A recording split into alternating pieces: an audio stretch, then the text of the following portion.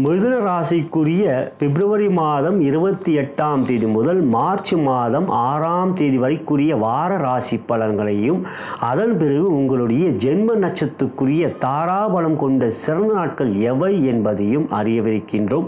அன்புள்ள மிதுன ராசி அன்பர்களே, இவ்வாரத்தில் பிறந்த நாள் மற்றும் திருமண நாள் கொண்டாடும் அன்பர்களுக்கு எனது இனிய வாழ்த்துக்களை தெரிவித்துக் கொள்கின்றேன். இவ்வாரத்தை பொறுத்தவரை உங்களுடைய ராசியாதிபதியான புதன் பகவான் 10ஆம் இடத்தில் நீச்சம் பெற்றாலும் அவர் சுக்கிரனோடு சேர்க்கை பெற்று நீச்ச பங்கத்தில் இருப்பது பலமானது. பாக்கியாதிபதியான சனீஸ்வர பகவான் 9லே ஆட்சி பெற்று சூரியனோடு சேர்க்கை பெறுகிறார். சூரியன் பிதிர்காரகன் 9லே அவர் அமர்ந்திருப்பது காரகோ பாவனாஷ்டி. எனவே தந்தை மகன் உறவிலே சற்று பொறுமை மற்றும் உங்கள் தந்தை மீது நீங்கள் அன்பு காட்டுவது கொஞ்சம் அனுசரித்து செல்வது நல்லது. தந்தையிடம் தேவையில்லாத பகை ஏற்படலாம். சனியோடு வேறு சேர்க்கை பெற்றிருக்கிறார். இருப்பினும் சுக்கிரன் குரு பரிவர்த்தனையும் சுக்கிரன் புதன் சேர்க்கையும் மிக அற்புதமான அமைப்பு.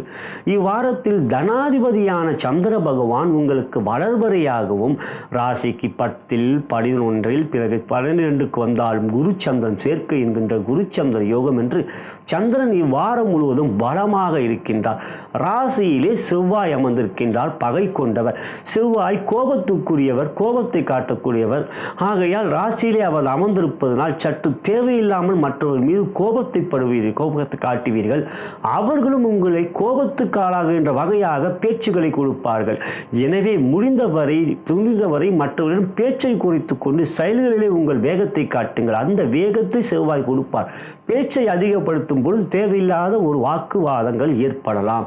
எனவே அவற்றை கவனத்தை வைத்துக்கொண்டு அதிகபட்சமாக மற்றவர்களுக்கு ஆலோசனை கூறுவதை தவிர்த்தாலே நமக்கு பிரச்சனை இல்லை. இது நிதர்சன உண்மை. அதை கவனத்தில் வைத்துக் கொள்ளுங்கள்.